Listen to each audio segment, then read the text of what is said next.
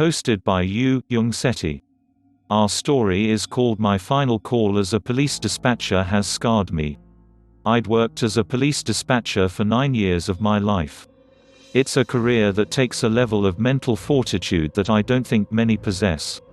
I used to hate saying stuff like that, always thought it sounded so pretentious, but the truth is it takes a special type of person to be willing to voluntarily listen to some of the things we have to hear every single day. Don't get me wrong, the job wasn't always grim, and it even had its decent moments. I've got enough decently funny drunk 911 call stories to last me several lifetimes, though the reality of the job was usually far darker. I understood that, though, and felt that I was more than equipped to deal with anything the job could throw at me. I was right, for a while. For years I had answered every call, always able to keep a steady head despite being faced with some horrific situations, my confidence in my ability to handle the job unwavering. Until the final call I ever took as a police dispatcher. I glanced at the time displayed at the corner of my computer screen. 11:43. I yawned, leaning backward in my chair with my arms extended, as I stretched my back. I'd been at the desk since 3 in the afternoon, answering calls and dispatching officers as they were needed, which wasn't very often in this town. I lived in a little port town in Washington, about an hour or so out of Seattle, and though we weren't without our fair share of crime, our phones never rang off of the hook, which meant a lot of free time for me. I was always okay with that. As soul-wrenching as many of the calls could be, moments of respite were always more than welcome. A notification on my screen caught my attention, and in an instant, I had returned to my seat, headset on. 911, what is your emergency? I spoke into my headset as automatically as any line repeated hundreds or thousands of times can be spoken. For a moment, the line was only dead silence before I heard a reply. I need policemen. I think somebody is in my house, a child whispered from the other line. I felt the smallest of knots beginning to form in my stomach. I shifted in my seat. Do you know your address? I asked, adopting a firm, but lighter tone in response to the caller's age. I heard shuffling and heavy breathing from the other end, followed by a faint wait. The caller returned and whispered their address. She was a little girl, by the sounds of her voice, and she sounded scared. Good job, what about your phone number? The process repeated, and I quickly relayed her information to dispatched officers. Her address was on the edge of town, a little out of the way, and I understood that it may be a while before help arrived. I stifled a sigh, not wanting to vocalize my worry as I received an estimated arrival time. Is there an adult with you in the house? I continued. No, the little girl replied breathlessly, and I could hear the anxiety rising in her voice as she spoke.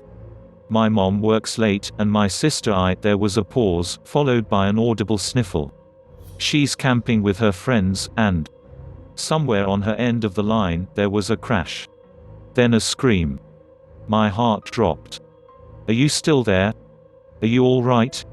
There was a repetitive thumping sound followed by the slam of a door. I'm here. The little girl spoke breathlessly into the phone.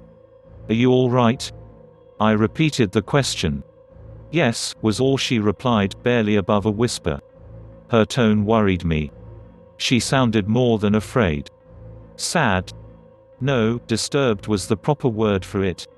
Then she began to cry. Not as quiet as you would expect given her situation, but a deep helpless sob that made my heart sink. When she spoke, it stopped altogether. Please. Please, please, help me. Her sobs turned into a hysteric cry and I could hear loud repetitive thumps from her end. Footsteps, and they were clearly not hers. They were heavy, far too heavy for a little girl. Without warning, a shrill cry, like the sound of microphone feedback, rang through my headsets. The sudden assault on my ears caused me to jump, and my heart set off to racing like a jackrabbit. I fought the instinct to throw the headset off and instead clenched my eyes shut as the noise faded as suddenly as it had come. I saw it, she sputtered through sobs, oh please, please, I don't know what it is. The frantic and frenzied nature of her begging increased, and a strangeness began to settle in the air that I couldn't quite place. A quick glance around the room confirmed that most of the desks around me were empty, and I was on the call alone.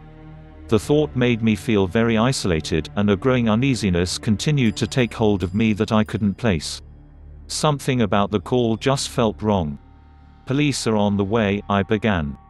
I tried to infuse the statement with my usual level of assertiveness and confidence, but I worried that the uneasiness may be audible in my voice. "Can you tell me your name?" I asked. "Amber." "All right Amber, are you or can you get somewhere safe?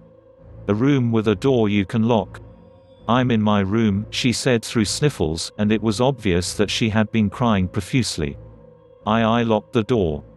"Good, I'm gonna stay with you on the line. Is there anywhere for you to hide?" The sound of footsteps grew in the background, as her voice lowered to a whisper. "I think, under the bed," she whimpered. "Okay, is there?" I paused, thinking over my words before continuing. "Anything you can use to protect yourself?" There was silence on her end for a moment, followed by a hushed yes. As she dropped the phone, I assumed to get a weapon. The clamor from within the house had grown closer to the phone, and the piercing ringing sound had returned.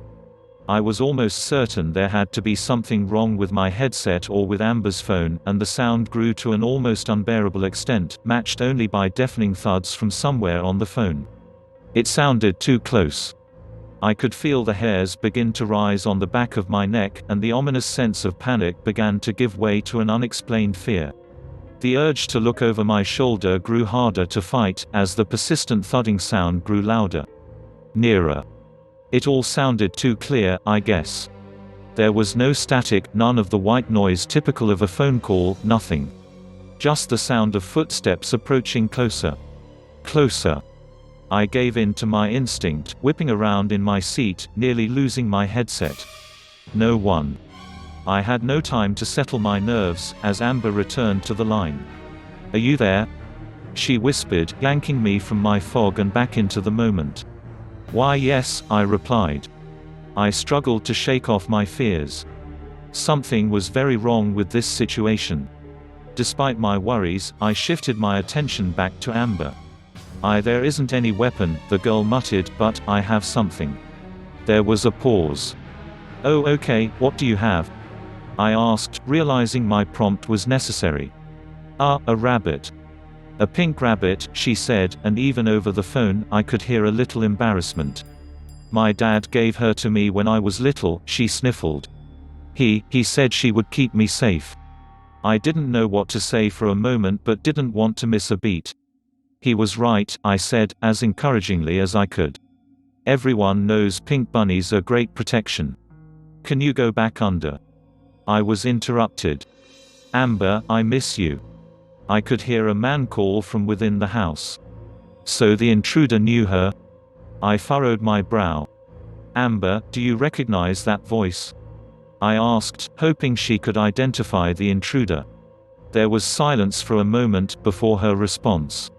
It sounds like my dad. Why does it sound like my dad?" I blinked. "What do you mean?" "That's my daddy's voice." "Why does it have my daddy's voice?" I didn't know how to respond to that. Hell, I didn't know what to think about. Had his voice? Before I could ask what she meant, we were interrupted by a sound. The thing we heard has taken me years to try to understand. I've come to believe it was that thing's laugh. At the time, though, we couldn't know. It was the sound of metal crunching in a car accident as it met flesh, a wet, grinding shriek that shook me to my core. I wanted to vomit, and my vision began to blur. I can only imagine what it was like for Amber, hearing that all in person. "Amber," I panted, my senses returning to me all at once. She barely had time to respond, before we heard it. A voice, or voices, calling for her from somewhere nearby. They spoke as one, all with the same odd inhumane nature, dripping with malintent. "Amber," my blood froze. Amber began to cry, and her cries eventually becoming pleas, as she begged for help, her life, her mother, and my intervention. Five more minutes. Just 5 more minutes. I muttered, mentally cursing the timer which displayed the estimated arrival time of the dispatched officers. I prayed it would be soon enough. "It's outside. The room," she whispered, her voice one of utter panic, before breaking into a quiet sob. I silently swore under my breath. "Amber, I need you to hide right now if possible. The police are 3 minutes away. Stay as quiet as possible." There was no response, but I assumed from the shuffling sounds I could hear that she had gone back under the bed. For a few moments there was silence, then Amber spoke, and my heart dropped. "I'm going to die." "You are not going to die, Amber," I began, worry now audible in my voice. "I promise." It's reaching under the door." "Oh my God," she muttered.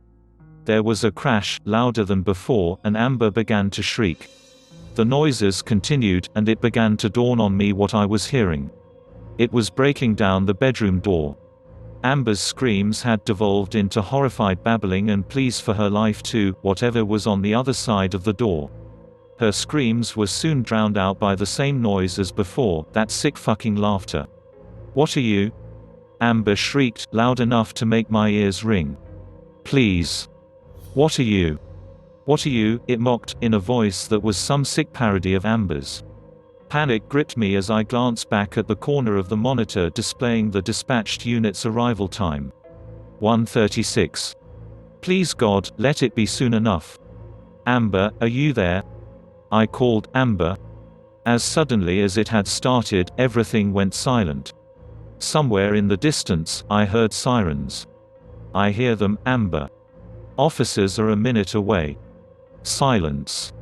My heart began to sink. "Amber, are you there?" I could hear something shifting. Breathing. I think it's gone," Amber said. A surge of relief rolled through me, and I let out a sigh and leaned back in the chair. 0:27, the dispatch time read, and the sirens in the background grew louder. "You did very well, Amber. Police are almost there. You did really well." I couldn't think of what else to say. I'd never had a call like this, and something about it all felt so strange. Something Amber had said began to ring in my mind. "What are you?"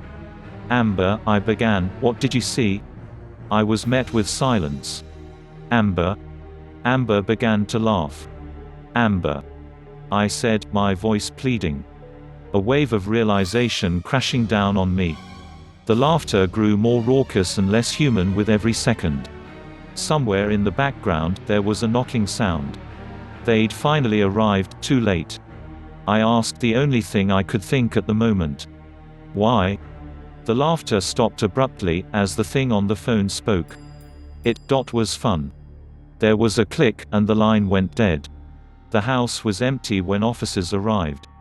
No signs of forced entry anywhere except the door to Amber's bedroom, the bottom of which had been torn away by something, leaving a wide space to crawl beneath. And Amber, or what was left of her, decorated the room. Whatever had been there left nothing behind to identify it, only carnage. The case was never officially closed, and everyone had their theories as to what had happened that day, ranging from serial killers to a bear attack, and everything in between. The call was never made public, not my decision, but not one I necessarily complained about either. I never want to hear that recording again. I put in my 2 weeks' notice that same night, though I never returned to work after that day. I'd been content to try and forget about that call. As callous as it may sound, I was content trying to forget about Amber, to forget whatever I had spoken to on that phone, but I don't think it's done with me. Last night I dreamed, or had thought I was dreaming, the sounds of footsteps running throughout my house, as something screeched and laughed and mocked me just outside my bedroom door. I stayed in my bed long into the morning despite the sounds having stopped, paralyzed by a mixture of fear and confusion, until eventually, I convinced myself to leave the bed.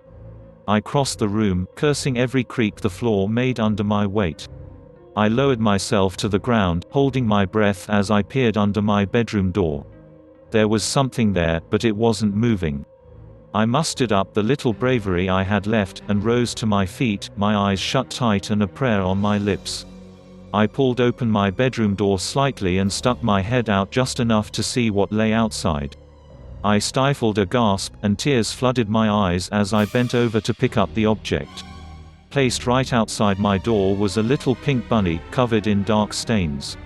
From somewhere within the darkness just beyond the bedroom door, Amber's laughter echoed.